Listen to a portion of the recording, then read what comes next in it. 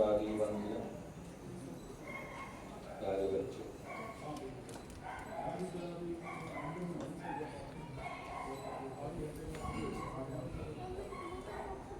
थोड़ी चर्चा करूंगा और मैं चाहूंगा कि आप सब बड़े ध्यान से सुनेंगे।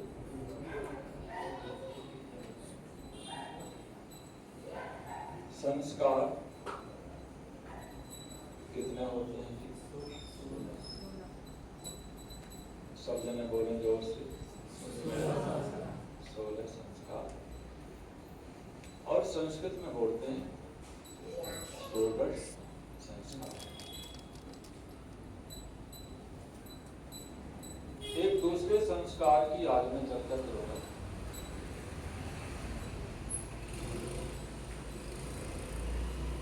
और संस्कारों की व्यवस्था हमारे वैदिक मनीषियों ने, आचार्यों ने ऊहापोह करके, वेदों का अनुशीलन करके, प्रकृति का दर्शन करके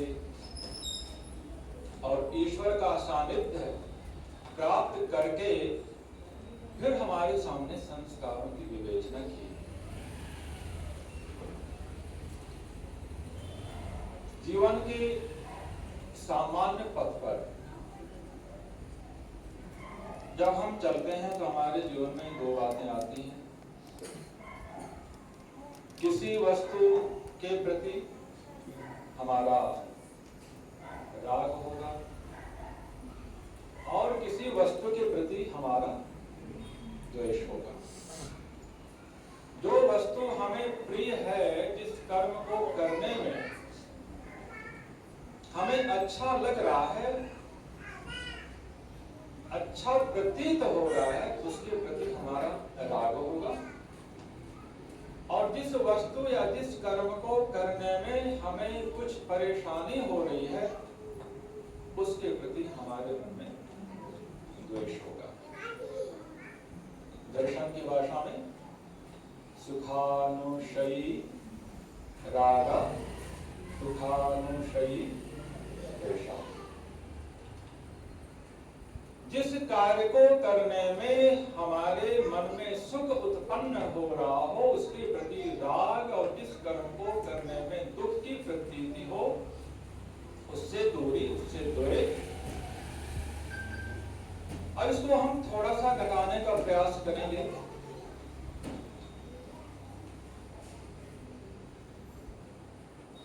संसार में इन दोनों से हमारा सामना है।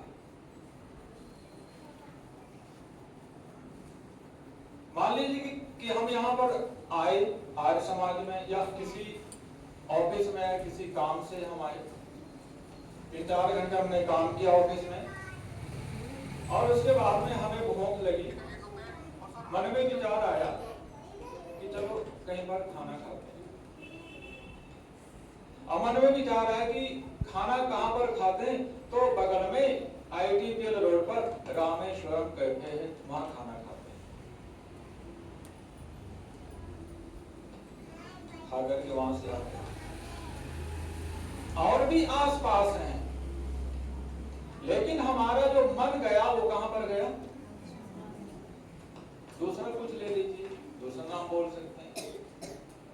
ये ना मन में हो कि पुरोहित जी लगता है उसका प्रचार प्रसार कर रहे हैं, कहीं यजमान तो नहीं है।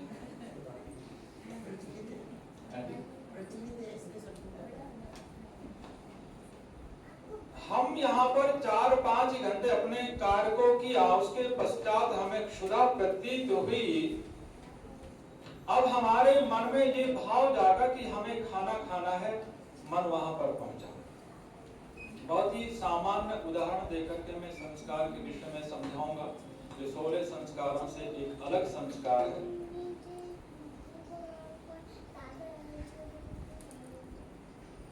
उस रेस्टोरेंट के प्रति हमारा मन वहां पहुंच जाना, ये क्या है? ये राग है। दूसरों को छोड़ करके वहां पर मन पहुंचा। आगे एक कदम और बढ़िए, हम इस रास्ते से निकल रहे हैं,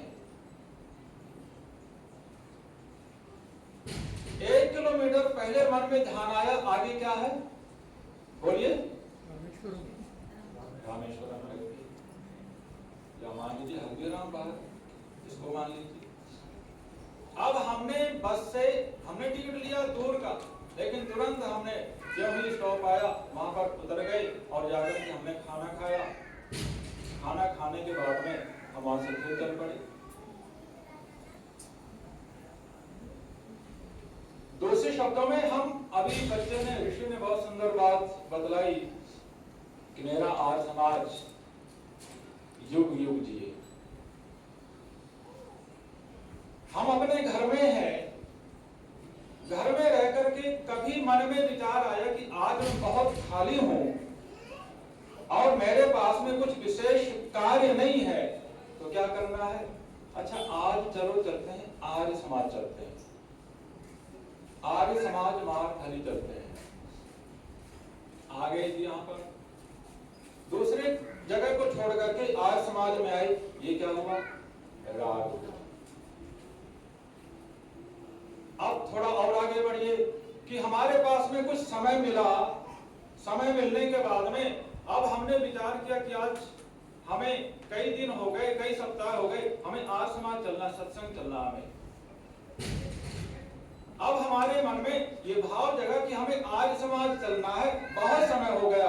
ये क्या हो गया जी? राग से आगे बढ़ करके यह वासना है।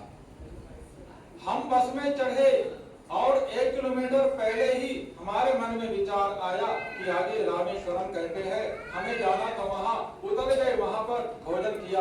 ये वासना है। राग से थोड़ा मजबूत स्थिति में, प्राबल्य स्थिति में क्या है? वासना। अब हम रह रहे हैं कंकेरी में और हमारे मन में क्या भाव जागृत हुआ कि आज मुझे ITPL रोड पर जो रामेश्वरम कहते हैं वहां पर मुझे जाना है। मैं सारा काम छोड़ करके और दूसरे रेस्टोरेंट को छोड़ करके 30 किलोमीटर चल करके मैं यहां पर आया। ये क्या है जी? ये संस्कार है। राग सामान्य श्रेणी में है। आप वस्त्र रोजाना धुलिए, कोई परेशानी नहीं पड़ेगी। 4 दिन में धुलिए, थोड़ी मेहनत करनी पड़ेगी। और उसी वस्त्र को आप 20 दिन में धुलिए, बहुत मुश्किल होगा। 2 दिन में धुल रहे हैं, वो राग के समान है। 4 दिन में धुल रहे हैं, मेहनत अधिक पड़ेगी, वो द्वेष वासना के समान है। मन में, चित्त में वो भाव उत्पन्न हो रहा है। और संस्कार वो बड़ा प्रबल है। आर्य समाज में हमें आज जाना है, 10 कार्य हैं, 10 काम हैं, उनको छोड़ करके नहीं, हमें आर्य समाज में जाना है। दूसरे कार्यों को हम बाद में करेंगे। ये संस्कार है।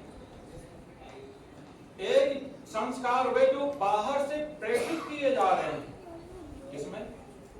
अंतःकरण में, मन में, चित्त में, बुद्धि में, आत्मा में। और एक संस्कार हुए हैं जो हमें अंदर से प्राप्त हुए हैं। हमारा जो चित्त है, इंग्लिश में बोलेंगे दिमाग, माइंड, क्या बोलते हैं जी? या ब्रेन। मस्तिष्क को क्या बोलेंगे?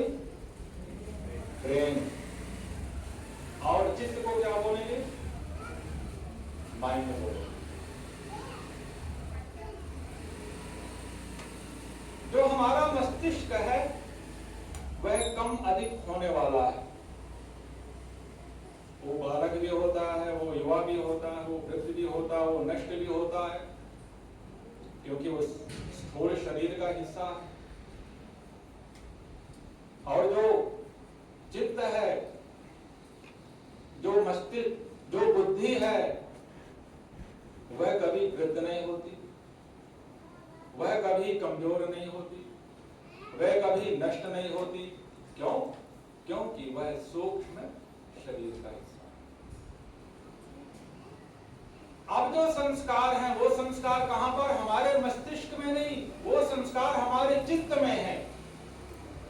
और वो जो संस्कार हमारे चित्त में है, वो संस्कार हमें प्रेरित करेंगे कि हमें आर्य समाज में जाना है कि नहीं जाना है, हमें किधर जाना है, हमें क्या कार्य करना है, वो संस्कार हमें प्रेरित करेंगे।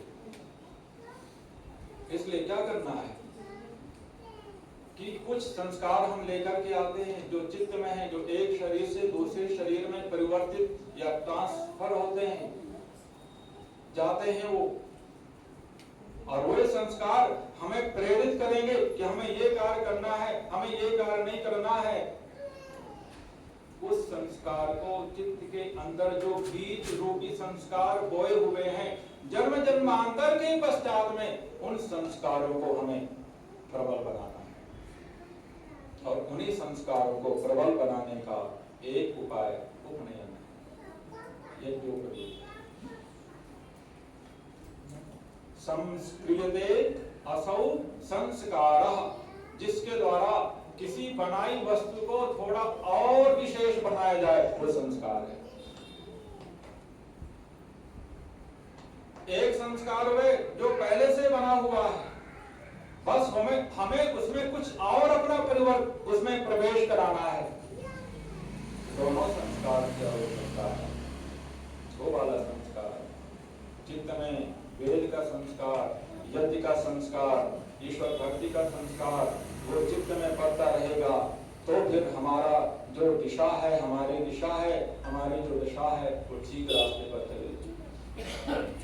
वो हमारे संस्कार यदि प्रबल हैं, हमारे संस्कार पुष्ट हैं, जो हमारे चित्त में पड़े हुए हैं, वो हमें प्रेरित करेंगे कि हमें आर्य समाज के सत्संग में जाना है, हमें वेद पढ़ना है, हमें सुनाना है, हमें यज्ञ करना है, हमें आहुतियां देनी है।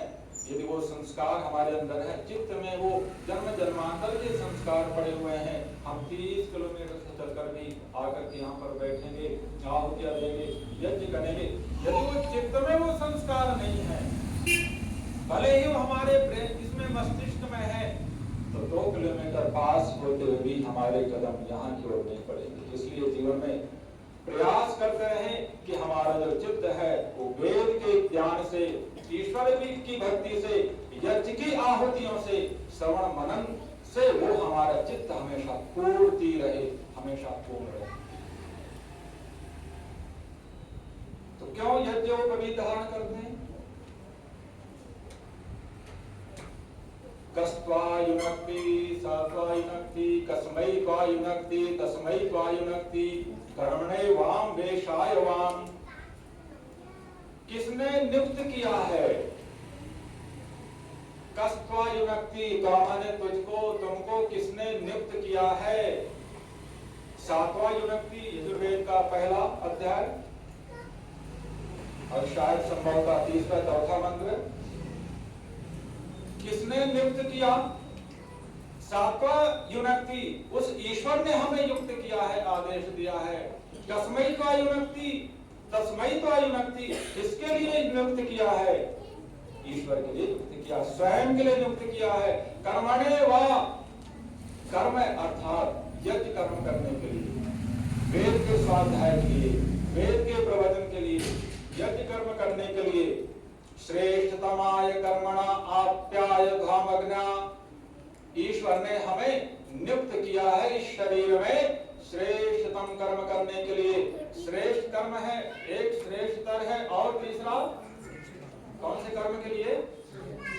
श्रेष्ठतमाय कर्मणे, श्रेष्ठतम कर्म करने के लिए। और श्रेष्ठतम कर्म क्या है? यज्ञो वै श्रेष्ठतमं कर्म, यज्ञ श्रेष्ठतम कर्म है। वेद का पठन पाठन श्रेष्ठतम कर्म है, वेद का श्रवण मनन श्रेष्ठतम कर्म है। इसके लिए ईश्वर ने हमें नियुक्त किया है। अब इसमें यदि हमें नियुक्त कर दिया ईश्वर ने, तो फिर क्या होगा? एक जगह यज्ञ में, क्योंकि मन में तो ये भाव रहता है कि वेद का प्रचार हो, प्रसार हो, और आर्य समाज वह संस्था है जो वेद के प्रचार प्रसार में दिन रात तड़पती है कि कैसे वेद का प्रचार हो, कैसे यज्ञ का प्रचार हो। दूसरी जो संस्थाएं हैं, शायद वहां पर इतना नहीं होगा। जितना महत्व आर्य समाज संस्कारों को देता है, उतना महत्व शायद ही कोई दूसरी संस्था देती हो।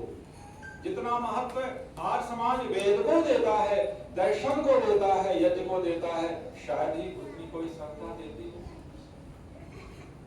तो मन में तो भाव रहता है कि वेद का प्रचार हो, प्रसार हो, लोग वेद को पढ़े, सुने, सुनावे, यज्ञ करें, करावें। तो वहां पर चर्चा सामान्य रूप से करते हैं। तो एक व्यक्ति ने कहा कि आप कह रहे हैं कि वेद को पढ़ो, एक बहुत बड़े कोचिंग सेंटर चलाने वाले बिहार में हैं, उनका मुझे वक्तव्य दिखाया। तो मैंने देखा वो कह रहे हैं कि स्वामी दयानंद जी ने कहा वेदों की ओर लौटो। अच्छा नारा है, उद्घोष अच्छा है, लेकिन वेदों की ओर लौट करके करेंगे क्या?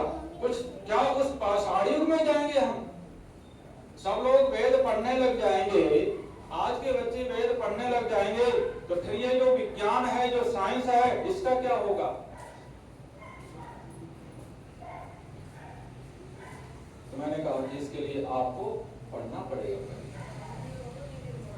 और किसी में आपको जाना पड़ेगा जहां पर वेद पढ़ने के लिए, त्रय विद्या के लिए 3 धागों से युक्त उपनयन को धारण कराया जाता है।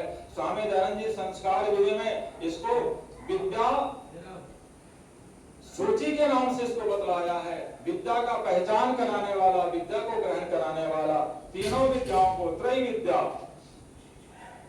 तीनों विद्या में अथर्ववेद भी शामिल है, त्रय विद्या के नाम से जाना जाता है। तो मैंने कहा कि जिस संस्कार में ये उपदेश दिया जाता है उसको पहले पढ़ो ना। तो पारस्पर गृह सूत्र का वाक्य है संस्कार विधि में, उपनयन संस्कार में, प्रजापतये त्वा परिददामि देवाय सवित्रे त्वा परिददामि औषधया औषधिभ्या त्वा परिददामि द्यावा पृथिवीभ्यां त्वा परिददामि भूदेवस्त्वा परिदधामि सर्वेभ्यो देवेभ्यो त्वा परिददामि। कि हे बालक, हे शिष्य, आचार्य कहता है कि मैं तुझे प्रजापतये त्वा ददामि, मैं तुझे प्रजापति के लिए समर्पित करता हूँ। प्रजापति ईश्वर, मैं तुझे ईश्वर के लिए समर्पित करता हूं। तू यहां पर आया है, ईश्वर को जान, क्योंकि इस जो पूरे ब्रह्मांड का जो कर्ता धरता है उसको यदि नहीं जानोगे तो इस संसार को नहीं जान सकते। सबसे पहला वहां पर उपदेश दिया जाता है प्रजापते त्वा परिददामि, हे बालक तू प्रजापति को जान। मान नहीं, क्या करना है जी? पहले ईश्वर को पहले जानो। ये नहीं वहां पर अध्यारोप कर दिया कि नहीं ईश्वर को मानना है, नहीं, ये बात की बात। पहले जानो तो ईश्वर, ईश्वर है क्या चीज, क्या वस्तु है, क्या पदार्थ है, क्या शक्ति है।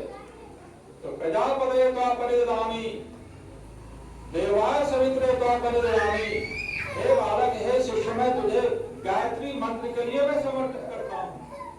इसलिए वहां पर यही वाक्य बोलवाया जाता है बच्चे से, प्रथम भूर्भुवः स्वः, 3 बार भूर्भुवः स्वः, 3 उसमें तीनों वेदों का प्रतिनिधित्व करता है ये मंत्र। और कहता है इसके लिए मैं तुझे सौंप रहा हूं, सावित्री मंत्र के लिए तुझे सौंप रहा हूं। इस मंत्र को समझ लिया, बहुत कुछ प्राप्त हो जाएगा और जो बुद्धि का जो कपाट है वो खुल जाएगा। प्रजापति के लिए सौंप रहा हूं, ईश्वर को तू जान। जो लोग कहते हैं कि ईश्वर नहीं है, पता है कौन लोग कहते हैं? जिन्होंने 15 वर्ष, 12 वर्ष, 18 वर्ष गुरुकुल में रह करके विद्या अध्ययन की, जिन्होंने दर्शनों का दर्शन नहीं किया, जिन्होंने वेदों का स्वाध्याय नहीं किया, वो लोग प्रश्न करते हैं कि ईश्वर नाम की कोई सत्ता नहीं है। और जो तर्क देते हैं, बड़े बड़े विद्वानों का तर्क देते हैं, वो सारे तर्क यहाँ पर भी हैं। आप मीमांसा दर्शन पढ़ लीजिए, मीमांसा में तो ईश्वर का जिक्र ही नहीं है सामान्य रूप से, केवल 6 द्रव्यों का वहां पर विधान है, कर्म का ही है वहां पर केवल। द्रव्य गुण अर्थ सामान्य विशेष आदि समवाय आदि इनका ही विवेचना है, ईश्वर की विवेचना नहीं है। और जो दूसरे एक ऋषि हुए हैं बृहस्पति, क्या नाम थे उनका? कौन से दर्शन के? चारवाक दर्शन। उनका सिद्धांत पढ़ लीजिए, ऐसे ऐसे अटूट सिद्धांत दिए हैं कि बुद्धि भ्रमित हो जाएगी कि हम योग दर्शन के माने, वेद के माने, किसकी माने। मैं ऐसा मानता हूं कि उन्होंने भी वो सिद्धांत दिया है कि व्यक्ति अपनी बुद्धि को खोले और एक बार देखे ईश्वर नहीं है और मान के चले, किस परिणाम में पहुंचेगा। और एक तरफ फिर माने कि ईश्वर है, फिर विवेचना करे किस परिणाम पे पहुंचेगा, दोनों में अंतर होगा। तो वह व्यक्ति जिसने कभी दर्शनों का अध्ययन नहीं किया, वेद को नहीं पढ़ा, प्रजापते परिददामी, जिसके भाव में ये नहीं रहा, वो कहता है कि ईश्वर नहीं है, पकड़ है नहीं, बोध है नहीं, ज्ञान है नहीं, और चर्चा की ईश्वर नहीं है। तो सबसे प्रथम वाक्य कहां बैठा है सचिव? सामने, प्रजापते परिददामी, कि सर्वप्रथम हम ईश्वर को जाने। अध्या औषधिध्या परिददामी, हे बालक मैं तुझे जल के लिए, अध्या माने जल, जल के लिए मैं तुझे समर्पित कर रहा हूँ। क्या इसका तात्पर्य है? मेघमंडल, कब बारिश होगी, कौन से वर्षा में, कौन से पानी में, कौन से अन्न उत्पन्न होंगे। औषधिव्या परिददामी, तुझे मैं औषधियों के ज्ञान के लिए मैं समर्पित कर रहा हूँ। किस औषधि से, किस अन्न से हमें क्या लाभ होगा, कौन से रोगों का निवारण हो सकेगा, इसकी जानकारी के लिए मैं तुझे समर्पित कर रहा हूँ। आगे क्या है? जावा दिव्याम का परिददामी, मैं देवलोक की विद्या के लिए, ग्रह नक्षत्र आदि इनकी गति को जानने के लिए, उसके लिए मैं तुझे समर्पित कर रहा हूँ।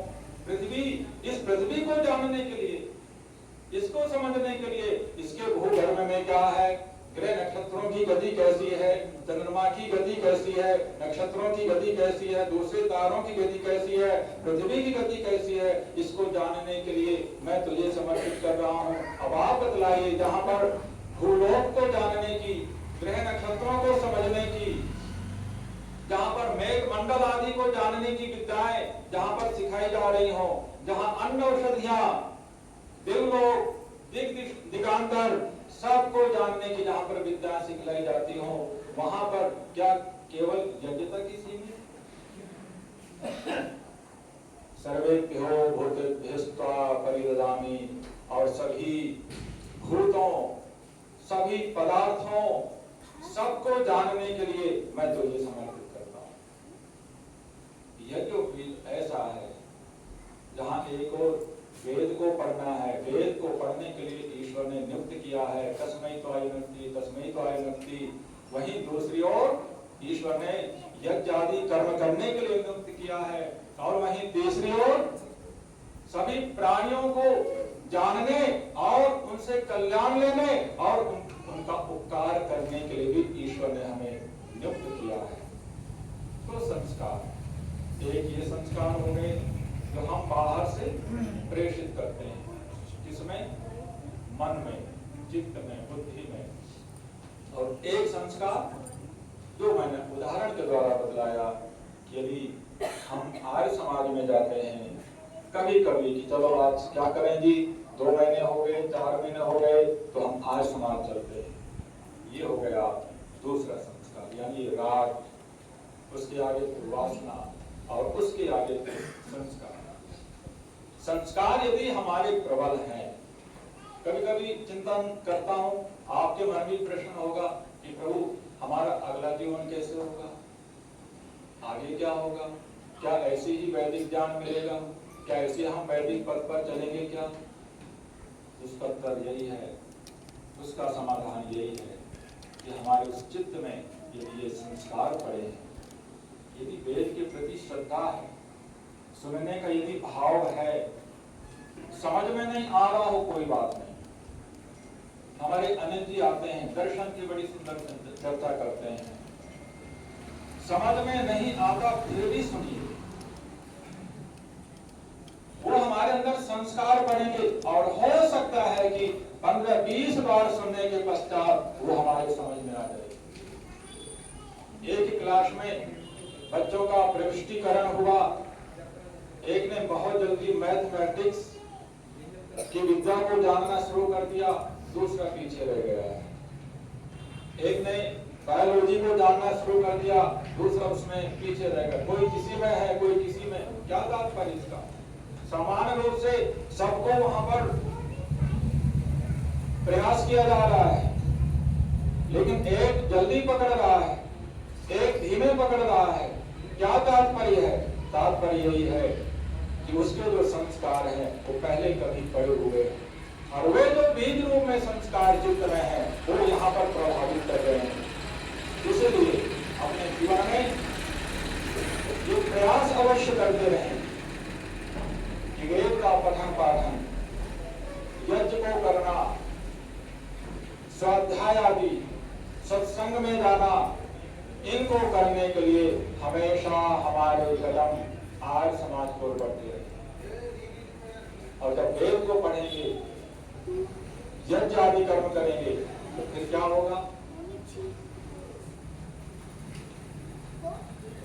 तो मंत्र कहता है कि आपा औषधया सुमित्रयाना आपा औषधया संतो दुर्मित्रा तस्मै संतो योष्मान् वेष्टियं च वयं दुष्मः। 35वां अध्याय, और शायद यजुर्वेद 40 अध्याय है ना, मुझे लगता है शायद 36 हो सकता है, 12-13वां मंत्र होगा शायद, कि जो वेद को, क्यों हम वेद पढ़ें, ईश्वर ने क्यों नित्य किया, क्यों हम यज्ञ करें, क्यों हम सत्संग करें? तो मंत्र कहता है कि सुमित्रयाना अवपा औषधया संतु दुर्मित्रयाना औषधया संतु। जो व्यक्ति यज्ञ कर्म करता है, जो व्यक्ति वेद को पढ़ता है, वेद को सुनता है, सुनने सुनाने का कार्य करता है, उसके लिए आपा और औषधि क्या हो जाती है?